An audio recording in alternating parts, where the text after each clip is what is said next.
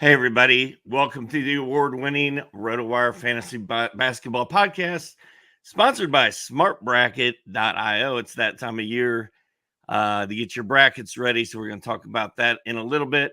It's Thursday, March 14th. I'm Doc. He's Rick. We got a lot to talk about. Let's dive right in after this quick jam.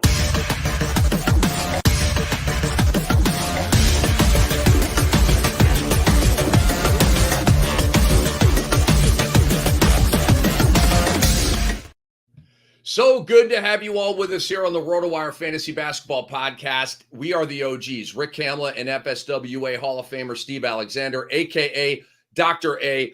And so there's so much to talk about here. We are a week away or 2 weeks away from the fantasy basketball playoffs. This is chip time, okay? This is where we really got to lock in. You know, those of us, we've been locked in all year, but you gotta pick it up a notch. The waiver wire is going to be even more important now than it is. It's silly season, as Doc has been saying here for a few weeks. So, Doc, let's start with a big game last night, the best game of the night last night. It was Chicago's overtime victory over the Indiana Pacers. And DeMar DeRozan had 46 points in this game. He's a stud, future Hall of Famer. Maybe we circle back to that. Maybe we do not. I mean, you all know what's up with DeMar DeRozan. You draft him, you play him, you enjoy. But, Doc, it looks like we lost Coby White last night for a minute, and I hope that speculation is not accurate. Billy Donovan said after the game, it's a right hip injury. And so, okay, cool, it's not a knee, but it is a hip. And so is it a hip flexor? Is it a strain? Did it slightly come out of the socket a little bit? Because he had a run out late in the game. This is late in regulation. Pascal Siakam did the Anthony Edwards thing where he completely sold out and went Ray Lewis and just flew in for the. Remember Ant-Man on Neesmith in the Minnesota win over Indiana? Siakam did that to Coby last night and crushed him, landed on him all the weight, and Coby was kind of in like a splits fashion with all of the weight coming down on his right hip and kind of knee and leg area here. So, Doc, there's not a lot of options here outside of like a Caruso, outside of an Dosunmu, but how are you processing what happened with Coby White last night?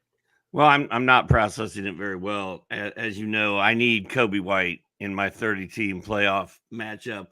Oh, you have him in 30 deep? Every guy we bring up, you have in 30 deep. This is amazing. I have a good team. I'm winning right now, but I need Coby White, man. And Dosunmu had a good game. Caruso is probably the pickup. I don't know. Coby White was horrible on Monday in game one for the week. He wasn't great last night, but he at least played. And now he's hurt. So now I don't know how much he's going to play the rest of the week. So we're gonna know more this afternoon, right? So you're muted, bro. We should know more about Coby White this afternoon, but maybe not. I don't think the Bulls are on the schedule here tonight. I'm kind of in last night mode a little bit here. They do play tonight. Then we'll know. Clippers at Bulls at 8. James Harden shoulder questionable. Kawhi Leonard back questionable for that game. So Doc, Alex Caruso last night popped for 23 points, 5 threes, 7 rebounds, and 7 assists. He is rostered by me in the Cam Dynasty because of the stocks. He's right around 3 stocks a game when you add up his steals, when you add up his blocks. He's probably the best shot blocking guard in the NBA. And I say that knowing that Dereck White is an awesome shot blocker as well. SGA is a pretty good shot blocker. Caruso might be the best guard shot blocker, clearly one of the best perimeter defenders in the game. So, Doc, I've been rostering Alex Caruso while he has been giving me 9 points, 3 rebounds, 3 assists, 3 stocks, 1.7 threes, and shooting like 48, 49, 50%. He does not take bad shots, okay? Now, I think we are going to get a bonanza from Alex Caruso because the cupboard has been stripped bare. Pat Williams is out. They got all the other guys hurt, man. It's going to be, and if Coby White is out, it's kind of sort of going to be DeRozan, Vooch, and Caruso with some Io. But if Io or Caruso were out there, Doc, who would you recommend to pick up between those two guys? Well, first of all, Caruso is 27% rostered in ESPN League. So He's available in almost 75% of ESPN leagues. So he's sitting out there. I think that's probably a lower number than Dosunmu, so you got a better chance of getting Caruso. At this point, I want either one of them. If Dosunmu or Caruso is available in my league, I'm picking either one of them up. I think my priority is Dosunmu, just because he's flashier. His numbers pop a little more, but it depends on what you're looking for too. If you're looking for steals and blocks and you're looking for that defense, then Caruso might be the guy, but it's pretty close either way. The other thing about Coby White is in the hunt for most improved player. And he's also kind of a dog. I kind of feel like this is not a guy that's just going to take a game off if his hip hurts a little bit. Like, he's going to have to be injured to miss time right now. So I'm hoping this may be just me being hopeful because he's on my team, but I'm hoping this is just maybe a one game thing for Coby. But either way, I'm looking at Caruso or Dosunmu, whichever one's available in my league. Well, you know me, Dr. A. I am all about the fantasy gold. I'm all about the steals, the blocks, and the threes. And I believe Caruso is going to be better in those areas than Io. I'm more, look, man, I hope that Coby, I don't think he's going to play tonight. I think that's pretty safe. They're going to run tests on him, they were saying. And we got to hope for the best here with Coby White. But guys, run, don't walk to get Alex Caruso and or Io Dosunmu on your team. Doc, you have Alpi Sengun. I'm not sure if you're aware of this. But you have Alpi Sengun on your roster in the Cam Dynasty. And so I hope you all understand the sarcasm going on there. But so you dodged a bullet here, right? With Alpi not blowing out an ACL or anything like that. He's got a severe ankle sprain. He's got a knee bruise, and all that kind of stuff. So he's probably going to be out for the year. Jock Landale. I want to talk with you about Jock Landale and congratulate you on Alpi not blowing out his ACL. But Jock Landale in the first game after Alpi went out did not start. They started Jabari Smith. They brought Amen Thompson into the starting lineup, and I dig what Udoka is doing. Landale still played starters minutes, 26. He won 11 points, 4 rebounds, 5 assists, 1 block, 2 steals, and 1 3. And, Doc, I think it's important to note that he was with the finishing group for the Houston Rockets in this basketball game. What are you doing with Landale here? Well, it's interesting. I wrote a column for RotoWire today. It's a mailbag column.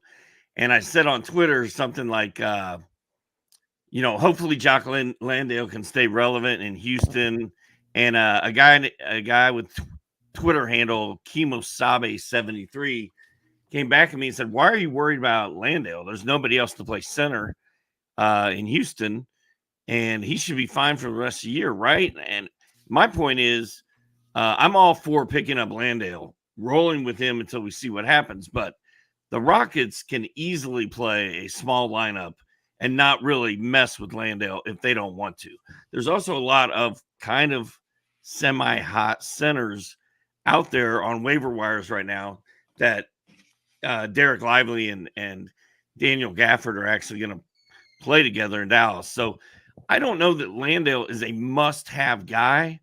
You also look at the fact the Rockets play 3 games next week, or they're 3 games next week. They're in a 3-game week this week. So I think if I'm sitting out there and I need a center, I'm picking up Landale. I'm rolling him out there. I'm seeing what's happening, but I'm not like locked into him, and I'm not going to be totally bummed if I don't get him. And I don't know that he's a season championship game changer in fantasy. I agree with all of that. I've got him in the Cam Dynasty, and he is on the cut line, right? Like if he comes back in the next game and he maybe it's foul trouble, maybe Udoka just sees something and Landale plays 18 minutes and he has 7 points and 5 rebounds and 2 assists then I'm going to cut him. Okay. But right now he's on my roster and we're going to see how that goes. So who would you rather have, Doc, right now? I'm not even going to ask you about Daniel Gafford. I think we'd all rather have Daniel Gafford as we transition here into these Dallas centers. Daniel Gafford, guys, was 5 of 5 from the field again last night. And he has made 33 33 consecutive field goals, 33 in a row. Will Chamberlain is in heaven going, damn, dude, that's impressive. Gafford last night, 10 points, 6 rebounds, 7 blocks, 2 steals, 9 stocks, guys, in 26 minutes. Lively was bouncy. 12 points, 8 rebounds, 2 blocks in 20 minutes. So, Doc, let's add that up. 22 points, 14 rebounds, 9 blocks, 2 steals in 46 combined minutes. And Knicks fans thought they had something with Robinstein, right? I mean, what do we call it? Live Ford, Gaffoli. I don't know. Like, let's merge their names here. Because, look, Doc, in reality, I believe that these two guys make the Dallas Mavericks very dangerous in the playoffs. Because we know Luka, we know Kyrie. These guys are badasses. But they love passing to Gafford and Lively, who are tremendous finishers around the rim. So who would you rather have right now, Landale or Lively on your team? Well, I have Lively. I do not have Landale. I picked up Lively in 2 different leagues. But, like I said, Houston plays 3 games in the current week we're in. They have, 1 or 2 left? Probably 2. And then they play 3 games next week. Dallas only plays 2 times next week. So I've got Lively in round 1 of the playoffs, only playing 2 games. But I built that roster around guys who play 4 games next week, so I figure I could get away with that one. But it's kind of a toss-up. I like the way Lively's playing right now. Luka is throwing lobs to that dude every chance he gets. Even when Lively misses or doesn't catch the ball, he had an opportunity to throw it down. You watched the game last night with Dallas, where Luka sort of got hurt at the end, cost him a triple-double. But Lively and Gafford both look great right now, and I think Luka's finally figured out that he's got these tools, he needs to use them, and they look a lot better than they did a couple weeks ago. But I'd still rather have Lively than Landale, personally. So Luka to Lively is the top lob combination in the entire NBA. Luka did leave last night with a sore left hamstring, and he did not return. Jason Kidd said afterward he was unsure if Doncic would travel with the team for Thursday's game to Oklahoma City. Doncic hasn't missed a game since January 31st. And so, he might miss a game or 2. I don't know, guys. He's got a hamstring injury. Dallas needs to play their guys. So there is urgency and hunger here with them, trying to get up above the top 6 line in the Western Conference. I'm not sniffing like long-term here. I am, Doc, cover your ears. I am kind of sniffing long-term here with Coby White, but I'm not getting those vibrations here with Luka. So that's all we know right now on Luka. I will tell you, Rick, go ahead, Doc. The opening line, when I was looking at it last night on the Mavs game tonight is ridiculous. The point spread. Oklahoma City's favored by, I think, like 9.5 or something. That tells me right there Luke ain't playing tonight. That's a good reading of the point spread right there, Doc. That's exactly what's happening here. It's the second of a back-to-back. Andy's coming off of an injury. He ain't playing tonight. It's probably a dub for OKC. All right, it's the RotoWire Fantasy Basketball Podcast. Rick Kamla and FSWA Hall of Famer Dr. A, Steve Alexander here. Let's talk Corey Kispert, Doc. Corey Kispert, the wing for the Washington Wizards, is a thing. And if he is on waivers in your league, you need to look strongly into picking this man up. I got some stats for you on Corey Kispert. I have some basic stats, and then I've got some cam stats for you. Over the last month, and anybody can look this up, 15 points, 3 rebounds, 3 assists. Okay. You had me at the 15 points. 1 stock over that time. He's not a big, block steal guy. 2.8 threes. Guys, over the last month, Kispert is at 15 points, basically 3 threes. That does not belong on waivers. That belongs on a team. 48% field goal percentage. Doc, here's the thing. If, like, Tim Hardaway Jr. has smacked into some kind of a wall and he sucks now and he's playing 17, 18 games, used to be the front runner for 6th man of the year, and what's happening here is just weird, okay? So if you still have Tim Hardaway Jr. waiting on him to bounce back and Kispert is on waivers, go get into some Kispert. He's giving you the Tim Hardaway Jr. stuff, but he's actually doing it, and he's not a myth who's lost his game here midseason. Here's the cam stat, Doc. I went back and looked at Corey Kispert's game log for the entire season. He has played 30 minutes 9 times, 30-plus minutes 9 times. In 8 of those games, he's been a rock star. And I'm talking about 20-plus points, 5, 6 threes, maybe 5 rebounds, maybe 5 assists. Like when he plays 30-plus, the counting numbers start to come into play a little bit. And the threes are like mega, okay? And so right now, you don't have Bagley, you don't have Holmes. Coulibaly's in the starting lineup. So when Holmes gets healthy, I don't know. He may go back in the starting lineup. Kispert may go back to the bench. Kispert may go back to being a 27-minute guy, not a 30 guy, and inconsistent. But he might stay in that starting lineup, Doc. This was a first-round pick a couple of years ago for Washington, but I am pretty hot on Corey Kispert right now. Yeah, I mean, it's silly season, and we all, the Washington Wizards are going nowhere. They are terrible. And I'm surprised that you're not a little fired up about Coulibaly either. And you may be. We were talking about Corey Kispert, though. But Kispert's numbers, he's been hot over the last couple games. I think he's a hot pickup. Looking at the schedule, which is sort of my shtick, Washington goes 3 games next week and then 4 games the 2 weeks after that. They're in the middle of a 4-game week right now, so that's all pretty standard stuff. Nothing earth-shattering there. But back to Coulibaly for a second. This is a stocks guy. This is a fantasy gold guy. This is a Kamla type of guy. 11 points in 3 straight games. At least 1 block in 5 straight games. At least 1 steal in 4 straight games. And 7 3-pointers over his last 3. So over his last 3, he's averaging 11 points, like 5 boards, couple assists, couple blocks, couple steals, and a couple threes. That's your kind of guy. This is silly season. I think it's Coulibaly and Kispert season in Washington. I'm not worried about Rashawn Holmes coming back and ruining them. I kind of am, because Holmes started, played well, picked up an injury in that game. It was a toe sprain and hasn't played since. And in that game where Holmes started, Kispert came off the bench. Coulibaly was starting in that game. So that's where my head is at with that.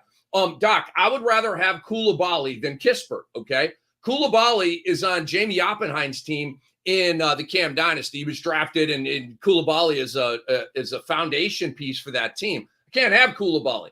But I could have Kispert, and I picked him up off waivers. I've had him for about a week now, and I'm pretty psyched with the activity he's giving me. But for the people listening here on the RotoWire Fantasy Basketball Podcast, brought to you by SmartBracket, I would recommend Coulibaly. He's not going to score as much, Doc. I think Kispert has a lot more scoring upside here, but Kispert does not help you in blocks and steals at all. Coulibaly's gone 3 stocks, 4 stocks, 2 stocks, 2 stocks over the last 4 games. He's got 7 threes in the last 3 games, including the last, he started all of these games. So there's more of an anchor for Coulibaly in that starting lineup than there is for Corey Kispert. So yeah, I would rather have Bilal Coulibaly, who was Victor Wembanyama's teammate in France last year. And Coulibaly was kind of a hot name at the start of the season. I think a lot of us were drafting him at the very end of our drafts. Like, this kid is a steals and blocks machine. He could start for Washington all year. Like, there was a little hype building around him. And I think now that we're into mid-March and we got 1 month left and it's officially a silly season, it could also officially be Coulibaly balls out for the next month season. Rick, you mentioned SmartBracket. Hey, March Madness fans, before we dive into the madness, we wanted to loop you in on one of our sponsors, Supported Intelligence. They've developed an AI tool called SmartBracket.io that can really help you when you're building your brackets. Think of SmartBracket.io as that one friend who always has the inside scoop. Thanks to something they call rapid recursive technology.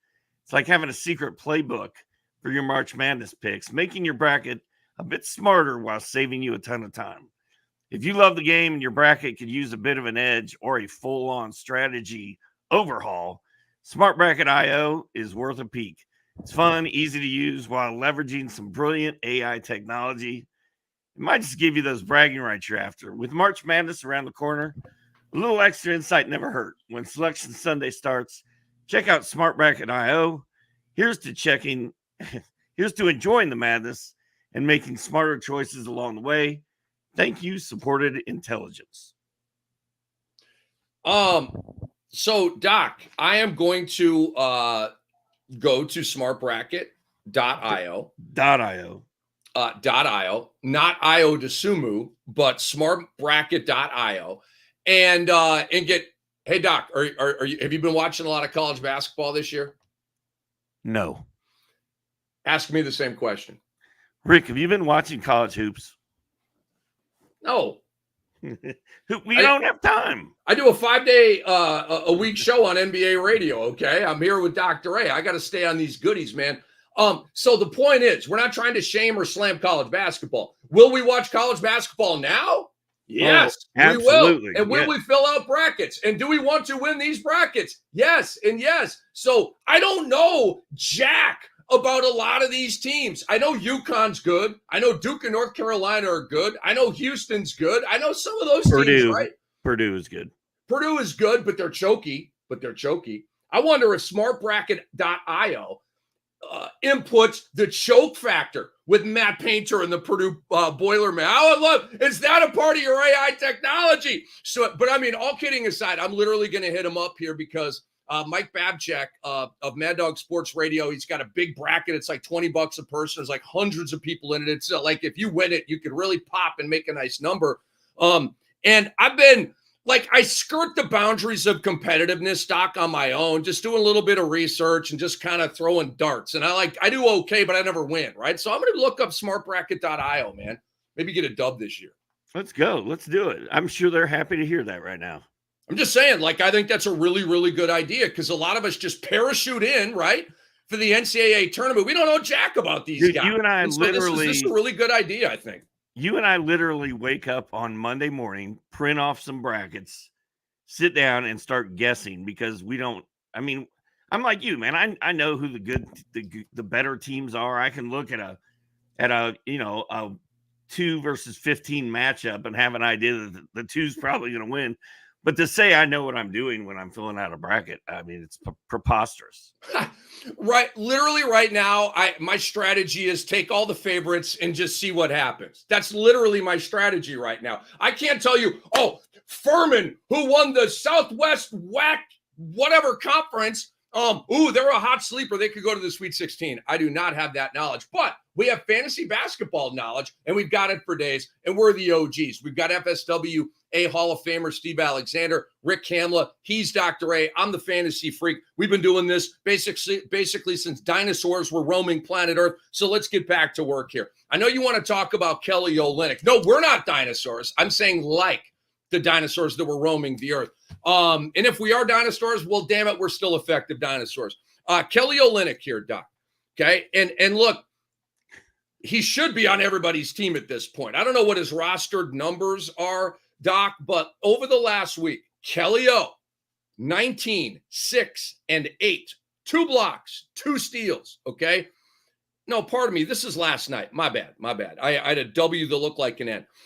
Last night, 19, 6, and 8, 2 and 2, 8 of 11 shooting, 2 threes. Okay, that was against Detroit. Over the last week, Kelly O's gone 16, 5 and 5, 1 block, 1 steal. 1 block, 1.5 steals, and 2 threes. Fantasy gold, baby, from Kelly O. I've always been a big fan of Kelly O, Doc, when he gets the minutes, and he's getting them right now. And I think last week we talked about, could Kelly O be a league winner? These numbers kind of look like league winner, like tilt the balance kind of thing for a team. They do. He's 27% rostered. ESPN. Shut the front door. Are you serious right now? 27. People, go pick this guy up. My God. And that's up 6%. So he was at 21. And we've been talking about him for a couple of weeks. He's back home again in Canada. He's the only healthy big man in Toronto. He's playing massive minutes. I think he's really excited to be in a new spot with new teammates, doing new things. And you read the numbers, dude. I mean, he's killing it right now, and he's a game changer. I mean, that's the center I want to go pick up right now, more so than Jock Landale, more so than Dereck Lively in his week 2-game schedule. I want Kelly O. And Kelly O, in the middle of a 4-game week, and then Toronto goes 3-3 the next 2. So again, not ideal. But then a lot of teams are only playing 3 games next week. So I don't think you're losing anything. But Kelly O, Olynyk has looked good enough for 2 weeks that he should be rostered everywhere. If you need a big man, that's the one you should be that should be at the top of your list. You're muted. Not a great rebounder, okay? If you're looking for 10 boards a game, you're not going to get it here, but you're going to get 5, 6, 7, 8, and you're going to get all the other goodies that we talked about. Just know that. Now, if you want rebounds, well, he's not on waivers, but Deandre Ayton, my goodness. Last night, 33 and 19 against the Atlanta Hawks. Made 15 of 20 shots. The previous game, 22 and 15. The previous game, 30 and 19. The previous games, well, he was hurt, and he's back now. Last 3 games, Doc, he's averaging 28 points, 18 rebounds on 83% from the field. Again, Will Chamberlain is looking down from heaven and going, damn, dude. So, Doc, I'm not getting a lot of shutdown vibrations from a lot of these teams, man. Memphis is talking about bringing Desmond Bane and Brandon Clark back. Portland just brought Jeremy Grant back. I thought maybe we'd get a shutdown there. Ayton has come back here. These are guys that we thought might be shut down. We thought we might have seen the last of them this year, and they're back. And so, look, man, DeAndre Ayton, I don't know how long this is going to last, guys, and he's not on waivers, but I know Doc wanted to talk about this, and it's just nice, Doc, to see DeAndre Ayton playing with a damn motor, okay, and getting the most out of his God-given gifts. This is an extremely athletic guy, like a 40-inch vertical, 38, something like that. He's a 7-footer, blessed by God. Dang it, crank it up. Go put up some massive stat lines. I don't know why it's happening late in the season and why it didn't happen in November, but it's happening. This is the most DeAndre Ayton move ever. Like last week, you and I sat here and I was like, Rick, is DeAndre Ayton done? You're like, yes, he's done. And I was like, I'm with you. He's done. Like what? If he can't get out of his house when it snows to make it to an NBA basketball game that he's being paid $1 bazillion to play in, why is he going to show up when they're 50 games out of first place? The season's over. No one cares. They're playing the Hawks late night in Portland. Nobody's watching. And all of a sudden, dude, ever since we said he's done last week, he's just like coming out to spite us and just go off. Like DeAndre Ayton looks like the best big man in basketball right now. And he's waiting until silly season when nothing matters to do it. Like it's such an Ayton move, dude. I'm not getting shutdown vibes either, but I can't imagine Desmond Bane coming back for more than just a handful of games. I can't imagine Jeremy Grant finishing out this season for the Blazers. I can't imagine a lot of things. Brandon Clark, like what's happening with the Grizzlies and the Blazers night to night? You can't really afford to mess with any of them. I don't even know. I just know that DeAndre Ayton is on fire right now. And why can't he do this in November or December when it matters and people are still fired up about him? He can, but he's got the lowest motor in the league. And I'm not sure why the motor's cranked up right now. Maybe because he's like 3-2-1 Cancun and he's like he can see the light at the end of the tunnel here. Joe Dumars is the ruling arm of the NBA. And he said at the top of the season that we want to stress this is an 82-game schedule to the teams. And I think they sent a memo out or something like that. And, a lot of teams, oh, man, we'll just do it. I think the league has taken note of that, Doc. And you merge that, sort of this theme, like we got to get guys back on the court. This shutdown bull crap, it ain't it, man. It creates a lot of unwatchable games. It's bad for the product. It's bad for your home fan bases. Even if you win a few games at the end of the year, it's really not going to disturb where you draft guys, okay? And this is not a Wemby draft. Nobody knows who the number 1 overall pick is going to be in this draft. Maybe Alexander Sarr from Australia, maybe, okay? Do you know much about him? This is not a Wemby draft or a Zion draft or a LeBron draft where the whole league is like, oh my God, I want to suck just so I can get this guy. So I don't know, man. The Utah thing is weird, very weird to me. I am getting shutdown vibes from them, but Portland to me, and it's weird and it's ironic, they've had the shutdown vibe the last 2 years, and now this year they're not going to do the shutdown thing. That would take me back to what Joe Dumars said. And with Washington, right? They shut dudes down last year. I'm not getting those vibrations right now. I'm not worried about Tyus Jones getting shut down. I'm not worried about Kuzma getting shut down because they've got an interim coach. They've got a new non-center way of playing with Kuzma at center, and they kind of like how that's going. And they suck, but for them, they've got the new car smell. So this isn't going to be as shutdowny of a stretch run as it has been. Hey, props to you, by the way, on Lauri Markkanen. He has been MIA. I've got him on an injured list somewhere. I remember maybe one of the very first one of these shows we did this year, you were like, Utah and Lauri Markkanen, I'm not touching him. They shut him down every single year. They're going to shut him down again this year. I'm not doing it. And so far, you've been spot on. Well, appreciate that. I'm also I'm not a fan of guys that don't, especially a big that doesn't help me in either blocks or steals. And I understand the efficiency, the threes, the scoring. He's about 8-9 rebounds a game. I mean, he's a good player, man, but not, like Nikola Vucevic is another guy, right? Not much in the blocks and steals. I have a hard time with that. Dr. A. And so it is Rick Kamla. It is Steve Alexander. We are the OGs here on the RotoWire Fantasy Basketball Podcast. So again, Doc, we said this last week, but we need to bring it back for the people. Okay. There's a guy in Charlotte. I know you're not watching, but hopefully you're looking at box scores at least, named Vasilije Micic. All right. Vasilije Micic is not a thing.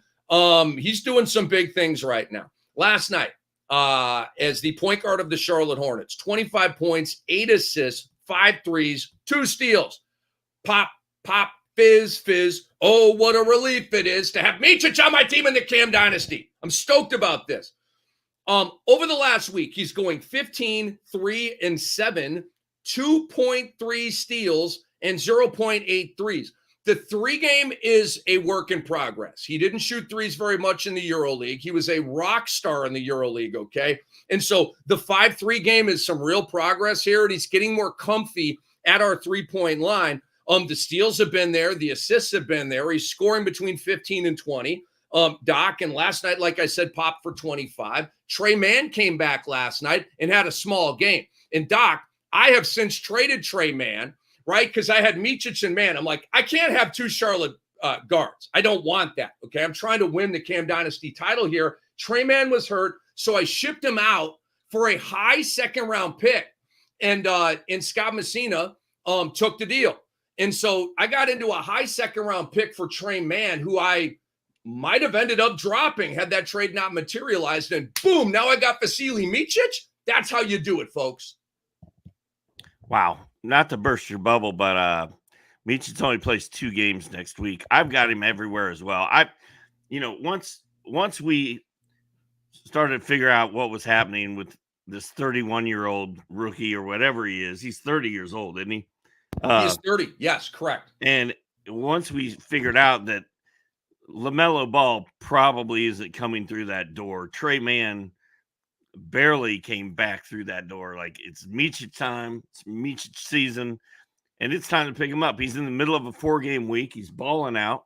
If you get through the 2-game week next week, then they go 4-4-4 to finish it up. So pretty good shape there. It's just going to be a rough week next week. But, man, that kid is that man, I should say, is kind of on fire. And I think if you were able to pick him up, that's another silly season type of game-changing player.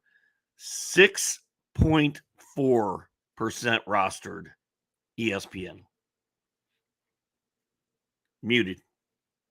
I guess we got to keep bringing him up week after week after week for the people. Vasilije Micic. Don't worry about how to say his dang name. Just look for Micic and pick him up, okay? And tell him Cam and Doc sent you. We are the RotoWire Fantasy Basketball Podcast. What's up, Doc?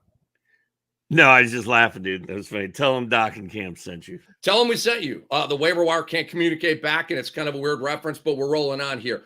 I want to shut the door on Sam Merrill and George Niang.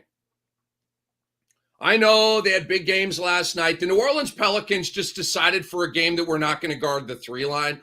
Watching that, I'm going to go on the air in a little bit later on today on NBA Radio with Antonio Daniels. He is the TV analyst for the New Orleans Pelicans on Bally Sports. I mean, what was that?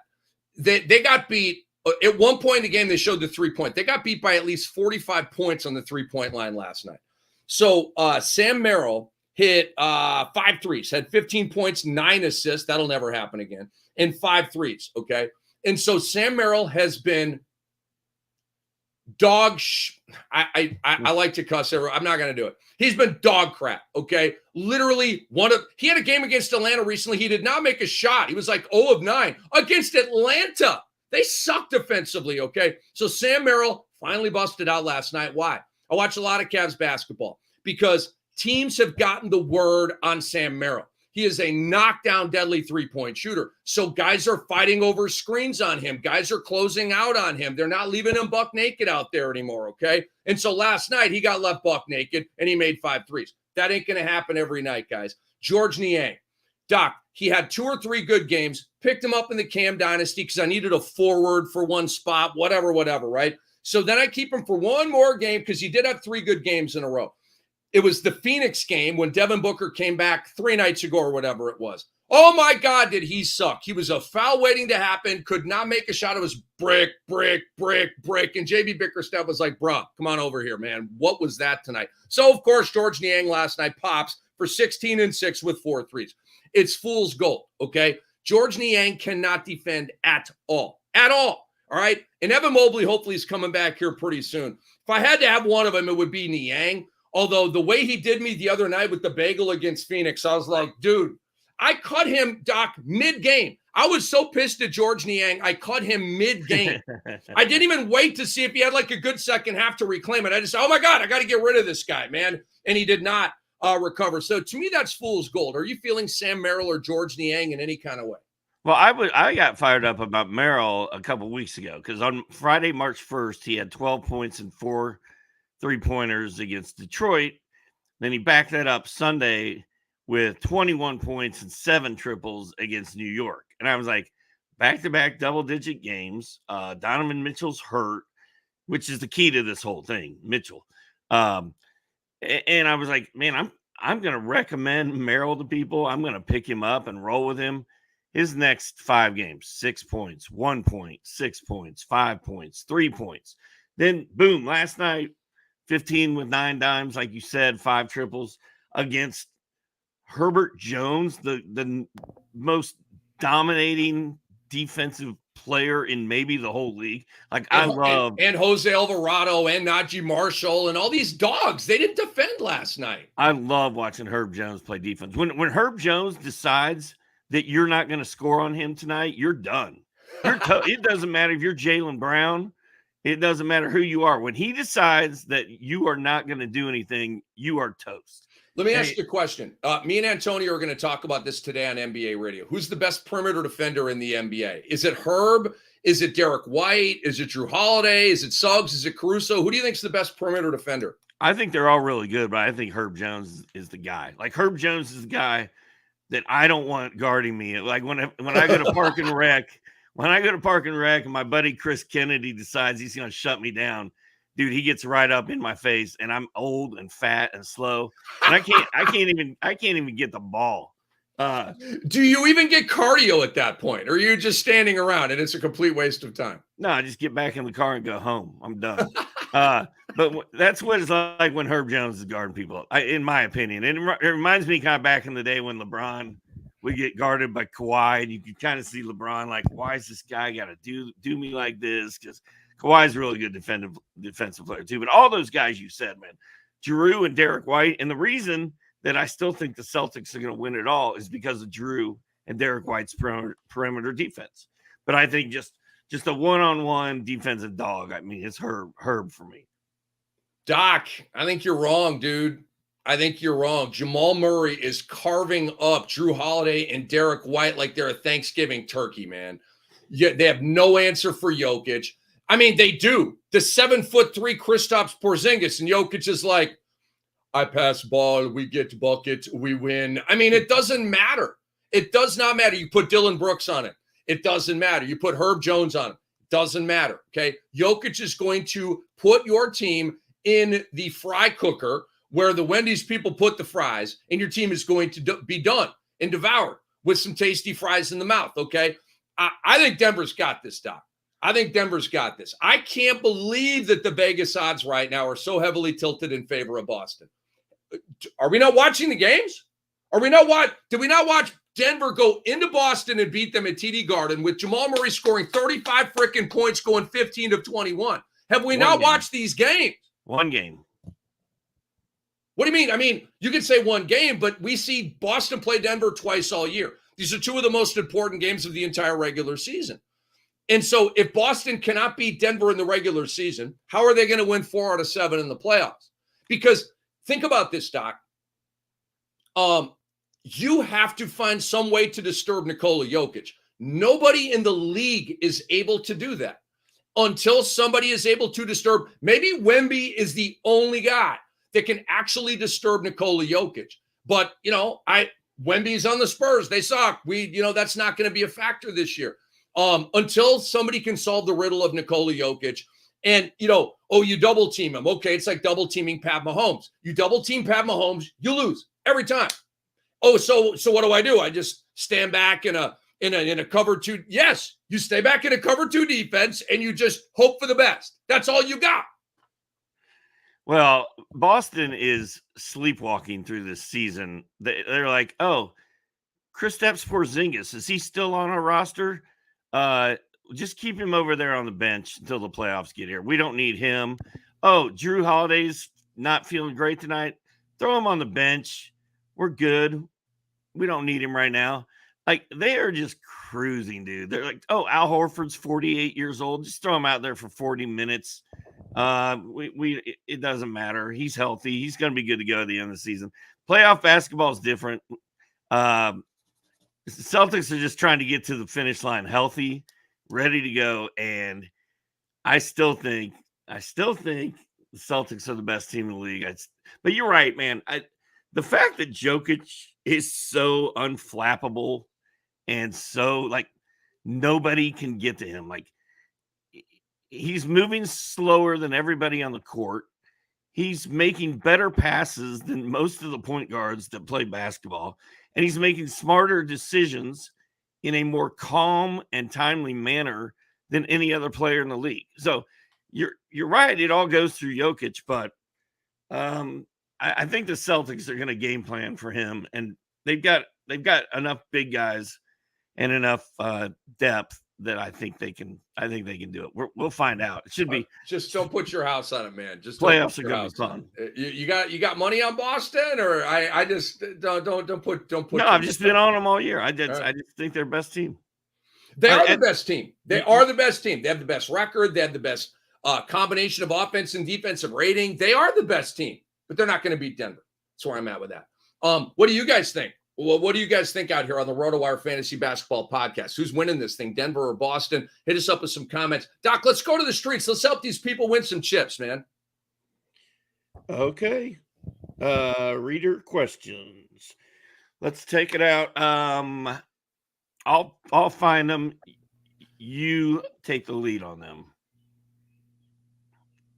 Matt starts it off with ESPN must have a lot of dead leagues. I don't think ESPN has dead leagues. I think ESPN, we talked about this before here. I've been told ESPN's leagues, for some reason, are smaller. 8 to 10 team leagues over there, whereas Yahoo's primarily 12. So, but even if you look at, if the Yahoo percentage of a player rostership is at 50, it's going to be like 40 on ESPN. But some of these guys, Micic, I guarantee you, is not rostered enough in Yahoo leagues either. Sorry. We'll keep moving here. What up, Living Legends? You think Osir? Rick, I'm going to let you handle this one because I haven't looked at it. Is Osir Thompson going to be back from – he's got a lung illness thing, right?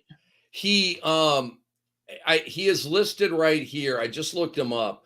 Osar has been ruled out for last night's game. He's got asthma problems. So I don't know, guys. I don't know. If you told me he's got a metacarpal issue in his hand, I'd say it's 4 to 6 weeks. If I saw an ankle injury, I'd be able to tell you that looked like a week, that looked like a day-to-day, that looked like a week-to-week. I'm pretty good with all that kind of stuff.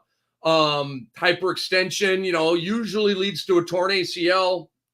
Pardon me, Sadiq Bey, but he fell into that trap once again. God bless him. But Osar Thompson, I don't know. I mean, he's got an asthma issue here. And so I don't know if it's asthma, but he's actually got like a more serious lung issue that they're putting asthma on, just to kind of soften it up and sugarcoat it a little bit. I don't know. It's the second straight DNP. This sounds honestly like a complicated type of thing. And it's Detroit, right? You're not like trying to make the PIT, trying to get above into the top 6. And so, okay, let's really go for it here. It's a big, I don't know. I wish I had more for you, but I can tell you with him out, Simone Fontecchio is going to be the beneficiary of that. Yeah, I think Fontecchio is a strong pickup right now. He should be rostered everywhere. And I would say this, I don't like the word asthma attached to a guy that runs up and down the court for a living and plays basketball. You see people who suffer from asthma, they're sucking on that inhaler thing, and then you're dealing with lungs and breathing and lack of oxygen to the brain and yada, yada, yada. Like, I think before I'm running my potential superstar youngster out on the court, he's not going to be suffering from asthma problems when I do that. So I could see this potentially shutting him down until they get it figured out, which could mean the season. It could mean he plays 2 days from now. I'm with Rick. I don't know, but I don't like the sound of any of that simply because of what I said. Here is a great question from Matt Carmody. Rick, would you drop Buddy Hield, the once on fire Buddy Hield, for Micic or Scoot Henderson head-to-head points league? So definitely not Scoot Henderson, who, believe it or not, I mean, Chauncey Billups, what is wrong? He is starting Delano Banton over Scoot Henderson right now. Scoot Henderson should be going off in these games right now. I mean, literally, what are we doing here? Delano Banton needs to start over Scoot Henderson. Scoot played 17 minutes. I don't know where we're going with the Scoot Henderson thing. I've hated how they have deployed Scoot all year. Remember that little stretch, Doc, where they were playing Brogdon over him? And did that make sense to anybody on any planet? They held on to Brogdon through the trade deadline, and now he's a dead player. He's not going to come back at all. Hopefully they trade him before his contract expires next year to a legitimate team as a 6-man.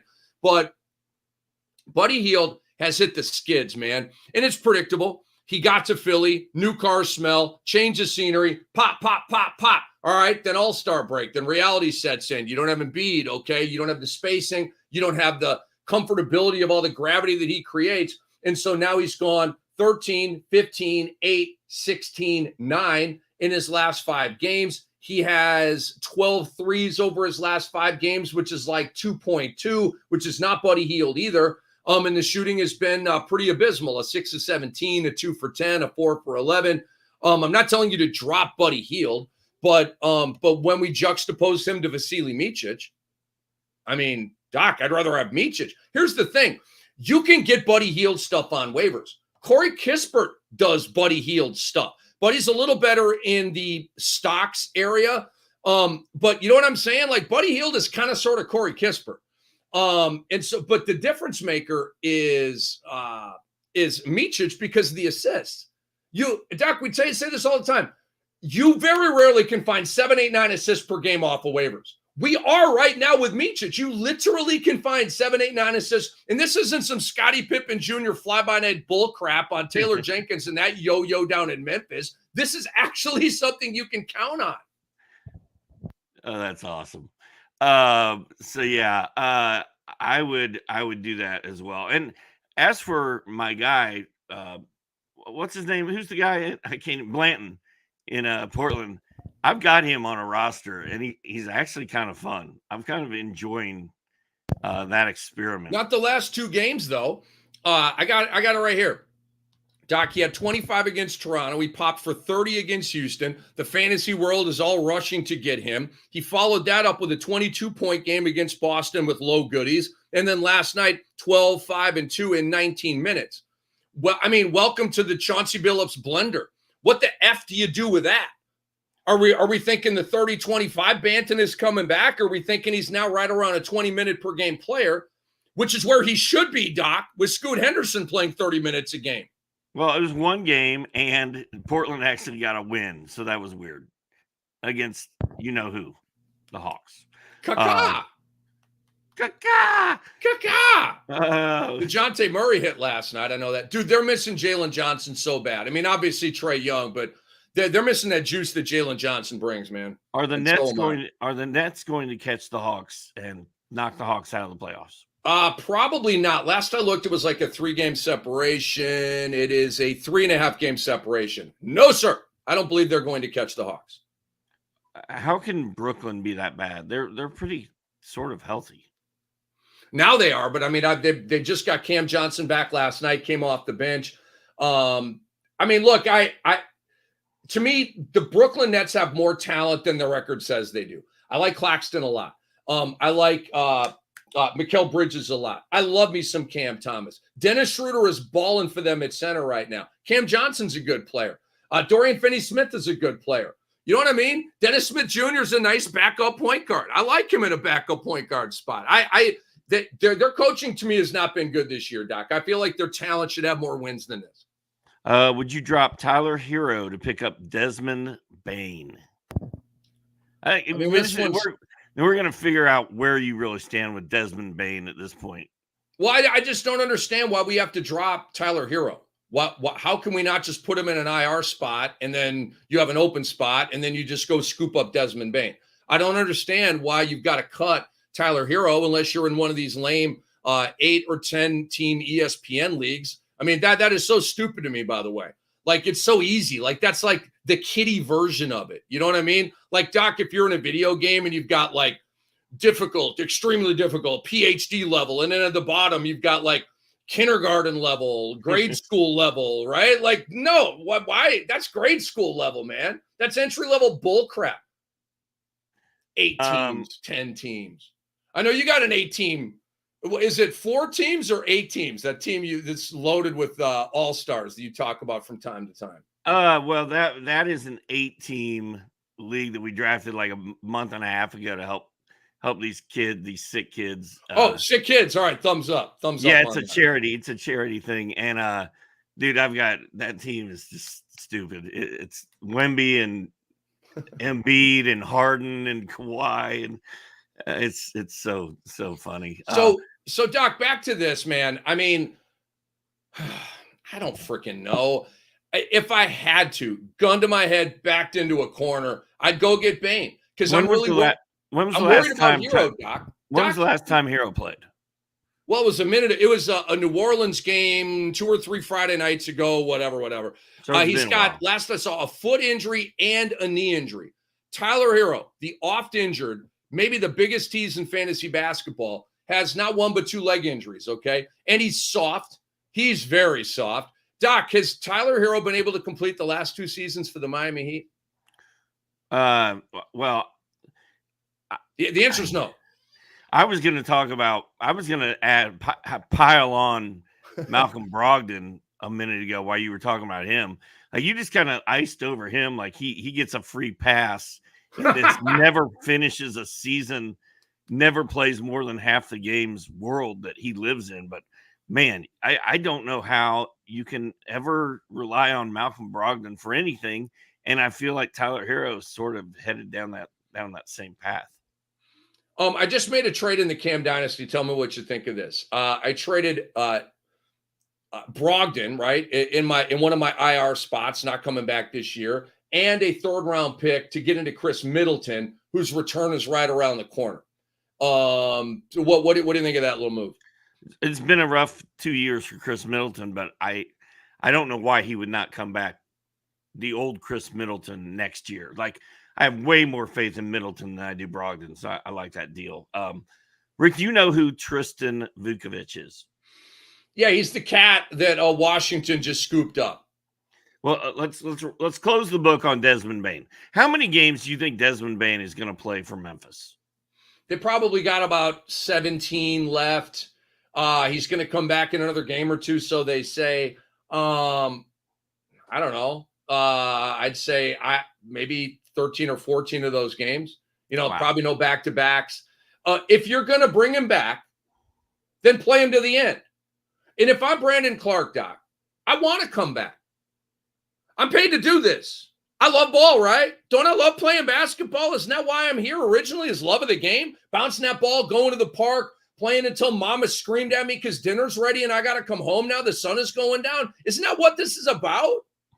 No. Oh, what reason do they? And these are not you, Doc, but a lot of these like whiny media members, right? Like, Tom Thibodeau, why do you play your guys so much? You're running it. Shut up. Shut up. Those guys are a big part of the problem with load management.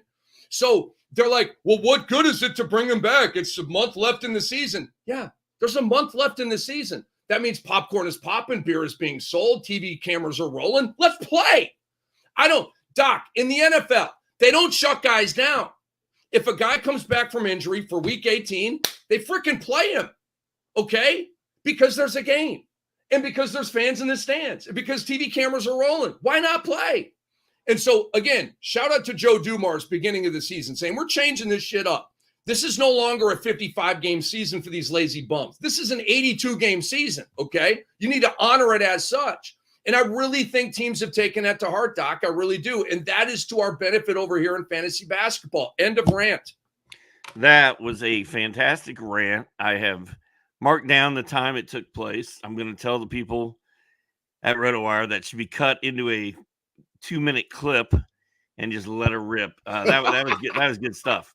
Because I'm the old guy over here in the corner. Like, why is Desmond Bane coming back to play in meaningless games for Memphis when he could get hurt again? Like something bad could happen and mess up next year.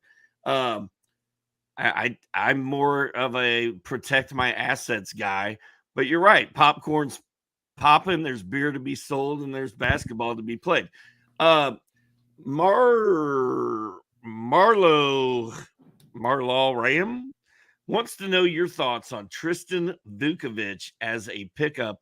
I'm going to be honest. I don't know anything about him. I didn't know that this question was coming. I have not checked him out. So I'm going to let you handle this one. And then we go. He is a Euro big who is stashed, and now Washington, who is without a center, Bagley out, Holmes out, Gafford traded, and so they're going to bring him in. Will he play? I don't know. How much will he play? I don't know. They've got a small ball look right now with Kyle Kuzma at center. They kind of like it. I kind of like it too. And so I could see this Vukovic guy getting 15 to 18 off the bench. This is a wait and see for me. This isn't like, Doc, I'm trying, like, remember when Pete Alonso, I believe that he left spring training, didn't quite have the job. And then like early in the season, the Mets promoted him or something. Everybody globbed onto Pete Alonso, right? And rightly so, hot shot prospect. Boom, pop, 50 home runs, blah, blah, blah, blah, blah, all this kind of stuff. I don't know jack about this guy. This is not some buzz guy. This is not a hype guy. Do you know what I'm saying, Doc? Like a Pete Alonso or, some of the other prospects in baseball that have hype about them that come up. Like if Jackson Holiday starts the year in the minors and the Orioles bring him up to the bill, it's going to be huge news. Jackson Holiday season is here, right? There's no Tristan Vukovic season. Nobody is tweeting out Tristan Vukovic SZN. Unless I missed that tweet on Twitter. Or, pardon me, X. God. The worst name change in the history of the world. We had to go from Twitter, one of the great names in America, in the world, and we had to go to this, Doc. We had to go to X. It's not easy, man. It's not easy. And they took my blue dot. They changed it to X. I'm frankly over it.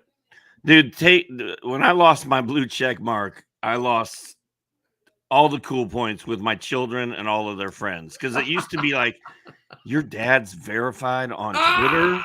what? Like, it was such a big deal for the kids, man. And like, I live in a college town, and my buddies we'll be hanging out at Johnny B's talking to people, and there'll be a group of girls around, and my buddy will be like, "Hey, this dude's verified on Twitter," and they're like, "What? No way!" And it was always a fun thing to have as my calling card, and then it got taken away. Everybody's verified on Twitter now if they want to be it. And it sucks. Rick, I have one last question for you before we get out. And we are getting out. I'm putting you on the spot here. What is your favorite part of this time of year? Is it the NCAA tournament? Is it the Masters? Is it the start of the NBA playoffs? Or is it baseball opening day? Which one do you get most fired up about? Wow. Wow. That's a really good question. Definitely not the Masters. What if Tiger was still relevant? Yeah, maybe, probably not. Right. I'm not. I like playing golf. I'm not huge on watching golf. I love playing golf. Dude, you were all about watching the Masters when you lived at this house about 15 years ago. You were all about it. That was 15 years ago, son. That was 15 years ago. However many years. 15 years ago, I would have cared a lot more about the NCAA tournament than I do right now. So it comes down to the basketball playoffs and Major League Baseball opening day. And, Doc, I'm going to throw a fastball at you here. You would think with my background and my identity that I would say the basketball playoffs, which I am psyched about. But, Doc, I am in I'm already in 11 fantasy baseball leagues. I have a dynasty draft tonight at 9:00 Eastern time. I don't know if y'all know, but I'm a GOAT in that sport too. Okay. I literally print championships in fantasy baseball. I have a formula. I have a method. It is not an algorithm. It's just me being a GOAT. Okay. And I know how to do this. I win chips 40% of the time, Doc. I do not win chips 40% of the time in fantasy basketball. I don't. Because there's injuries and stuff happens, right? In baseball, there's a formula. And if you follow that formula, you will win 40% of the time. And you will be literally Final Four guaranteed if you follow my formula. I know I sound like Tony Robbins in an infomercial here, but I'm telling you, I've solved the riddle of fantasy baseball. You sound like Dantana or whatever his name is from Anchorman. 40% of the time, it works every time. Yes. So just quickly for the people who may be playing some fantasy baseball, here's what you do. Like the first 8 picks are spent on offense, okay? Offense. This year, I would recommend waiting on catcher. I found that Salvador Perez, Kelbert Ruiz, and what's his name? Jonah Heim are really slipping. Logan O'Hop with the Angels are really slipping, okay? You don't need one of the big boy catchers this year. But go offense. Then go closer, okay? Nab you 3 closers, all right, and then you're good. Get the firm guys, not the fly-by-night guys like a Finnegan from Washington. Go get the firm guys. Diaz from Cincinnati. Who else am I messing around with?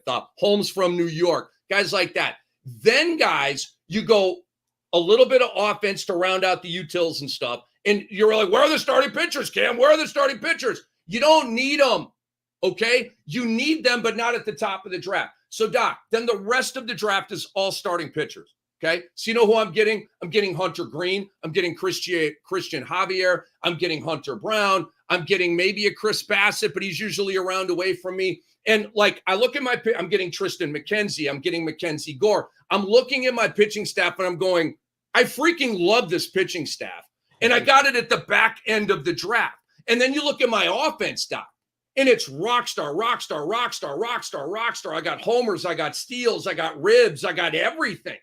That's the formula for winning fantasy baseball. These people that think you got to go take DeGrom and Scherzer and Verlander, and they're all hurt, right? So not this year. But to go get the Garrett Cole, already got an elbow, guys. Already got an elbow, okay? You are, to me, silly and foolish if you spend high picks on pitchers in fantasy baseball. You are silly. Okay, well, thank you to... And you're welcome. Thank you to SmartBracket.io. Rick, go check that out right now and get ready for March Madness. I'm gonna do it. My answer to that question is I think I get most jacked about opening day because I've got fantasy teams, baseball teams, where the first game of the day affects my fantasy baseball team. Whereas March Madness, I still get fired up about that, but you got to wait 3 hours before results start coming in and brackets start being impacted. So the immediate return on opening day of baseball is probably the thing that gets me most fired up this time of year. Rick, have a great weekend. We'll be back here Thursday to do this again. We'll be talking more SmartBracket.io and fantasy hoops then. Y'all have a great weekend. Peace. Peace.